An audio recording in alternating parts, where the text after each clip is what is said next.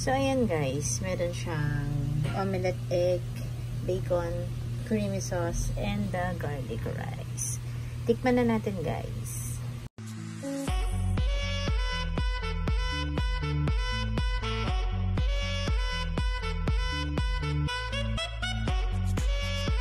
Hi guys! Welcome back to my channel. So for today's vlog, samahan niyo ako guys. Kain tayo ng baksilog na binili ko sa favorite convenience store ko na 7-Eleven. Meron din syempre kwek-kwek kasi nag-crave ako guys. At syempre ang Gulf na lemonade. Isa sa mga favorite kong drinks. Samahan niyo ako guys. So, ayan guys, first time kong kakain or matitikman ang baksilog na to. Sabi kasi nila guys, masarap daw ito. At yung creamy sauce niya, yung magpapasarap. So, ayan guys, tikman na natin. The moment of truth, totoo naman guys, masarap nga siya. Lalo na yung creamy sauce niya. Hindi ko ina-expect na ganon kalasa at tasty yung creamy sauce sa baksilog.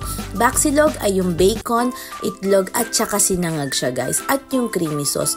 Mura lang siya guys, nasa 83 pesos lamang siya or 88, hindi ko na maatandaan eh. Pero masasabi ko, worth it the price. So ayan guys, hindi kasi ako nakagawa ng pagkain ko o ng baon ko, kaya namili talaga ako. And at the same time, hindi na rin ako umuwi ng tanghalian sa bahay kasi sobrang lakas ng ulan at ang hirap sumakay ng tricycle. Pero guys, alam niyo ba na namili pa ako kanina kung yung favorite kong onigiri yung bibilin ko, itong baksilog. Sabi ko, hindi ko pa nga ito natitikman.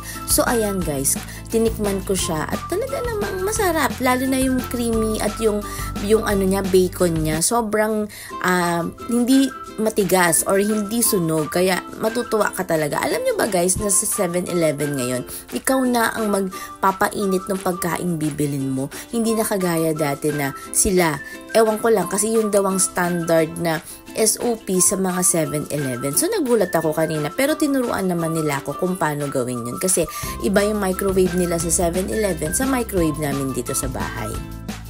Ayan guys, try nyo tong tikman tong baksilog na to kasi sobrang hindi ka naman masasatisfied or hindi ka sa hindi masasatisfied, kundi mabibitin ka lang, pero worth it yung lasa. Kung lasa ang pag-uusapan, napakasarap. Kahit yung kanilang egg omelette, ang sarap guys, malasa siya. Kaya nga masasabi kong maganda ang naging pagpili ko between the onigiri at itong baksilog. So isa na siya sa mga favorite kong pagkain na bibilin ko doon sa 7-Eleven. So ayan guys, ubos ko na diba guys? As in, nasimot. Bitin pa ako niyan. Siyempre pagkatapos kumain, iinom. Ito namang lemonade ng Gulf ang favorite kong inumin. Hindi na kasi ako masyadong nagsusoft drinks. Ayan guys, sa totoo lang, nag-crave lamang ako sa kwek-kwek kaya bumili ako nito. 3 piraso bawat stick, so 2 yung binili ko. Yung isa binigay ko kay Ma'am Melda. Pero alam niyo ba guys, sobrang nakakabusog na, pinipilit ko na lang kainin.